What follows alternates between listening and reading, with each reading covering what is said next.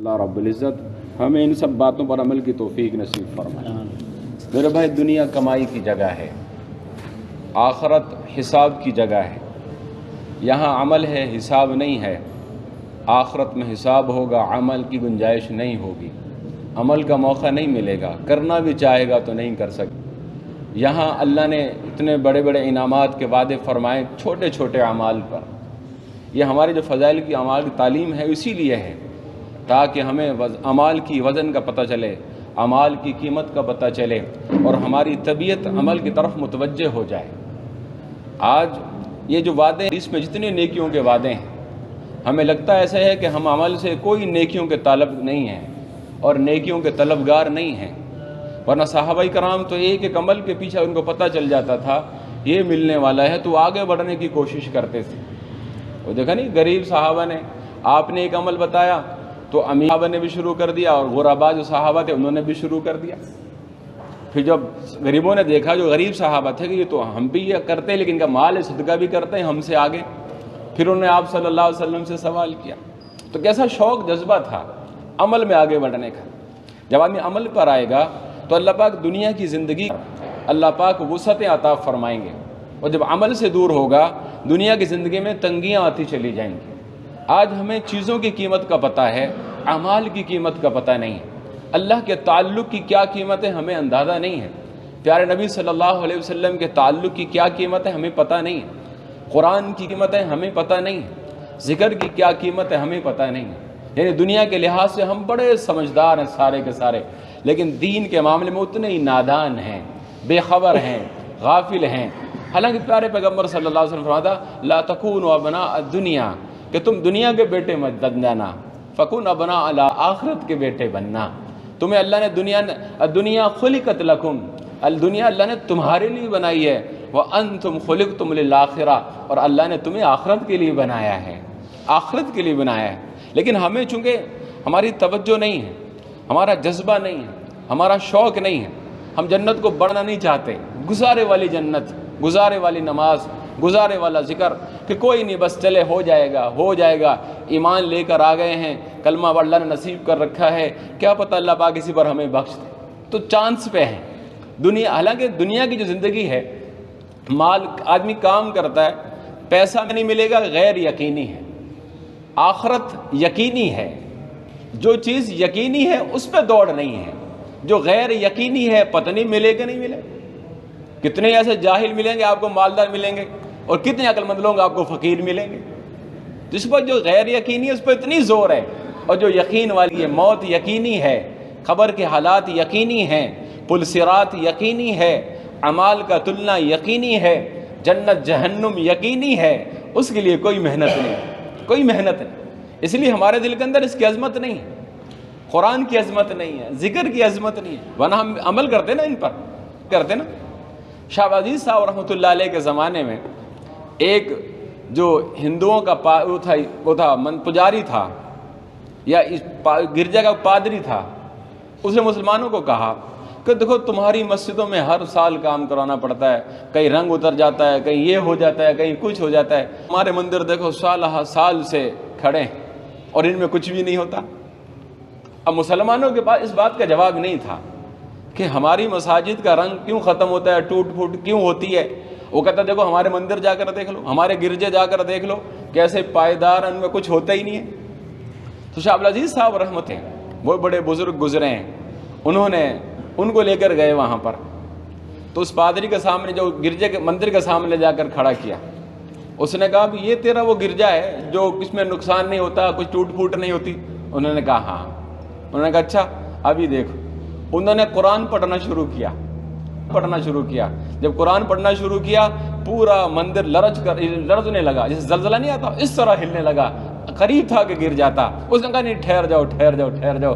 اس نے کہا بھائی یہ تو وہ قرآن ہے جس کا وزن پہاڑ برداشت نہیں کر سکتے، جب مسجد میں قرآن پڑھا جائے گا تو ایسے ٹوٹ پھوٹ کیسے نہیں ہوگی، تیرا تو پورا گرجا میں نے ہلا کر رکھ دیا۔ تو یہ قرآن کی طاقت ہے، اعمال میں طاقت ہے۔ آج ہمیں چیزوں کی طاقت کا تو اندازہ ہے، اعمال کی طاقت کا اندازہ نہیں، اعمال کی طاقت کا اندازہ نہیں۔ اس لیے آج ہم بے حیثیت ہیں، بے قیمت ہیں، ہمارے اللہ کی کوئی پرواہ نہیں ہے، ہمیں کوئی مارے جو مرضی کرے، اللہ کو کوئی پرواہ نہیں ہے۔ کیوں؟ ہم خود بے قیمت ہو چکے ہیں، بے قیمت ہیں، اور جب آدمی قیمتی ہوتا ہے پھر اللہ کی مدد ہر وقت آیا کرتی ہے۔ صدیق اکبر رضی اللہ تعالیٰ عنہ ایک دفعہ کہیں سے جا رہے تھے تو کچھ یہودی کھڑے تھے، ان یہودیوں نے اللہ رب العزت کے بارے میں گستاخانہ کلمات کہے۔ صدیق اکبر رضی اللہ تعالیٰ عنہ کو غصہ آیا، انہوں نے اس یہودی کو تھپڑ مار دیا۔ ابھی جو ہے انہوں نے کہا جی آپ نے تھپڑ کیوں مارا؟ انہوں نے کہا تم نے گستاخانہ کلمات کیوں کہے؟ انہوں نے کہا ہم حضور کے پاس جائیں گے، ہمیں اس کا بدلہ چاہیے۔ اب میں بتا رہا ہوں آپ کو، جب انسان عمل پر ہوتا ہے، اللہ کے ساتھ تعلق میں ہوتا ہے، نبی کی سنتوں میں ہوتا ہے، تو پھر کتنی قیمت اس کی ہوتی ہے۔ کوئی آنکھ اٹھا کر نہیں دیکھ سکتا، کوئی جرأت کو کچھ بول جائے، لیکن کب ہوتا ہے؟ جب اللہ سے تعلق ہو۔ تو یہودی کہتے ہیں ہم حضور کے پاس جائیں گے، ان کو پتہ تھا کہ انصاف وہیں ملتا ہے، اور جا کر انہوں نے شکایت کر دی کہ صدیق اکبر نے جی ہمیں تھپڑ مارا ہے اور ہمیں اس کا بدلہ چاہیے۔ تو آپ صلی اللہ علیہ وسلم نے حضرت ابوبکر صدیق نے پوچھا ہاں بھی تھا رہا ہے؟ انہوں نے کہا جی مارا ہے، بالکل مارا ہے۔ تو کہا کیوں مارا؟ کہا جی انہوں نے اللہ کی شان میں گستاخی کی تھی۔ کہا کوئی گواہ ہے؟ کہا جی گواہ نہیں ہے، یہ تو سارے یہودی تھے، میں تو اکیلا تھا وہاں پر، میری گواہی تھوڑی دیں گے یہ۔ تو کہا گواہ کوئی نہیں ہے، تو گواہ کوئی نہیں ہے۔ اب آپ صلی اللہ علیہ وسلم فیصلہ فرمانے والے تھے، اوپر سے وحی آ گئی، نبی ٹھہر جاؤ ذرا، ٹھہر جاؤ۔ اور اللہ نے کیا فرمایا؟ اے نبی جی یہ میرا صدیق ہے، یہ آپ کا صدیق ہے، اور اس کی بیٹی عائشہ، یہ دونوں ایسے لوگ ہیں جب ان کو گواہی کی ضرورت پڑتی ہے تو اللہ خود گواہی دینے آیا کرتا ہے۔ اور اللہ نے خود فرمایا لقد سمع اللہ قول الذین کفروا ان اللہ فقیر ونحن اغنیاء، کہ اللہ نے ان کا قول سن لیا جنہوں نے یہ کہا تھا کہ اللہ فقیر ہے اور ہم مالدار ہیں۔ پھر اللہ ایسے مدد کے لیے آیا کرتے ہیں، پھر اللہ ایسے دستگیری رہنمائی فرمایا کرتے ہیں۔ تو یہ اعمال میں ایک تو ثواب ملتا ہے، اوپر اللہ سے تعلق بنتا ہے۔ جب انسان دیکھے گا میرے اعمال سے کام بن رہے ہیں، اس کا جذبہ اعمال کا شوق پیدا ہوگا۔ صحابہ کے اندر اعمال کا جذبہ تھا، اعمال سے ان کے کام بنتے ہوئے نظر آتے تھے، وہ ہاتھ اٹھتا تھا اللہ کام کر دیا کرتا تھا۔ اور جتنا آدمی اعمال میں لگتا جاتا ہے آخرت کے شوق بڑھتے چلے جاتے ہیں اور دنیا کے شوق کم ہوتے چلے جاتے ہیں۔ اتنے بزرگوں کے واقعات ہمارے سامنے کہ بادشاہ کی اہمیت نہیں، حضرت نظام الدین صاحب رحمۃ اللہ علیہ کے بارے میں آتا ہے کہ بادشاہ نے بارہا کوشش کی کہ ملاقات ہو جائے، انہوں نے کہا جی ملاقات تم سے ہو نہیں سکتی۔ ایک دفعہ کہا میں خود آ جاؤں گا، انہوں نے کہا آ جاؤ، میرے گھر کے 2 دروازے ہیں، ایک اندر آنے کے لیے دوسرا باہر جانے کے لیے، تو ایک سے اندر آئے گا میں دوسرے سے باہر چلا جاؤں گا۔ یعنی جب اللہ سے تعلق بنتا ہے پھر کسی اور چیز باقی نہیں رہتی۔ آج چونکہ ہمارے تعلق میں کمی، ہمارے سارے مسئلے لٹکے پڑے، تو دعوت کے ذریعے سے، یہ تعلیم کے حلقے کے ذریعے سے یہ چاہا جا رہا ہے کہ اللہ کے ساتھ تعلق کو مضبوط کیا جائے، ایمان اعمال والی زندگی کو اپنایا جائے، تاکہ اللہ دنیا میں بھی کامیابی نصیب فرمائے اور اللہ آخرت کی کامیابی عزت بھی نصیب فرمائے۔ اسی لیے تو محنت ہے، اسی لیے کوشش ہے، اسی لیے تعلیم کے حلقے ہیں، اسی لیے علماء کے بیانات ہیں، درس قرآن تفسیر، سب اسی لیے ہے کہ ہمارا رخ اللہ کی طرف ہو جائے، اللہ کی طرف ہو جائے۔ آج ہمارا رخ دنیا کی طرف ہے، آخرت کی طرف نہیں ہے۔ آخرت سے بے خبر ہیں، دنیا سے بڑے باخبر ہیں۔ یہاں کی شون و شوکت، حالانکہ فرمایا یہاں کے بہت سارے امیر آخرت کے غریب ہوں گے، یہاں کے بہت سارے عزت والے آخرت میں ذلیل ہوں گے، اور یہاں کے بہت سارے نامور والے ان کو وہاں کوئی جانتا بھی نہیں ہوگا، کوئی جانتا بھی نہیں ہوگا۔ اور دین میں ہم چلیں گے اللہ یہاں بھی عزت دے گا اور وہاں بھی عزت دے گا۔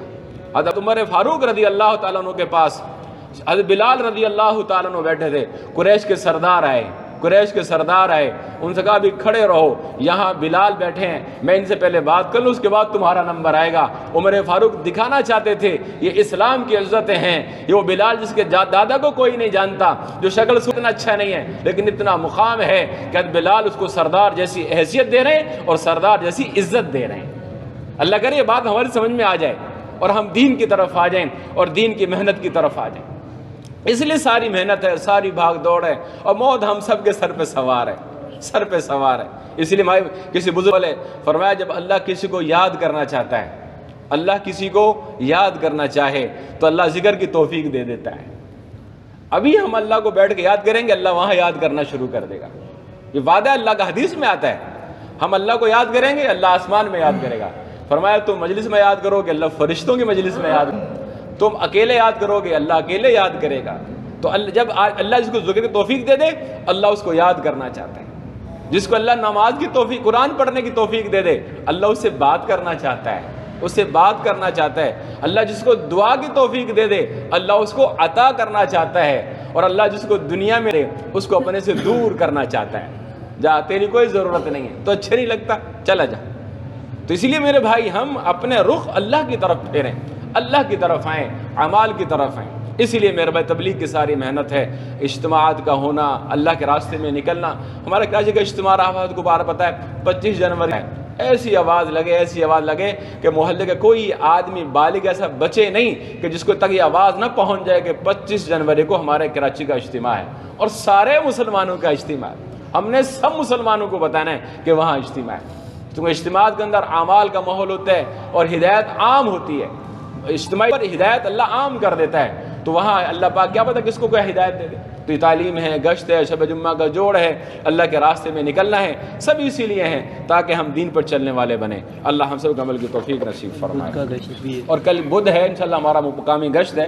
تمام حضرات مغرب سے پہلے پہنچنے کا اہتمام فرمائیں. الحمدللہ العالمین والعاقبۃ للمتقین والصلاۃ والسلام علی خیر خلقہ محمد وعلی آلہ واصحابہ اجمعین. ربنا لا تؤاخذنا ان نسینا واخطأنا ربنا ولا تحمل علينا إصرا كما حملته على الذين من قبلنا ربنا ولا تحملنا ما لا طاقة لنا به واعف عنا واغفر لنا وارحمنا أنت مولانا فانصرنا على القوم الكافرين. اللهم أعز الإسلام والمسلمين وأذل الشرك والمشركين ودمر أعداءك أعداء الدين. صلى الله تعالى على خير خلقه محمد وعلى آله وأصحابه أجمعين برحمتك يا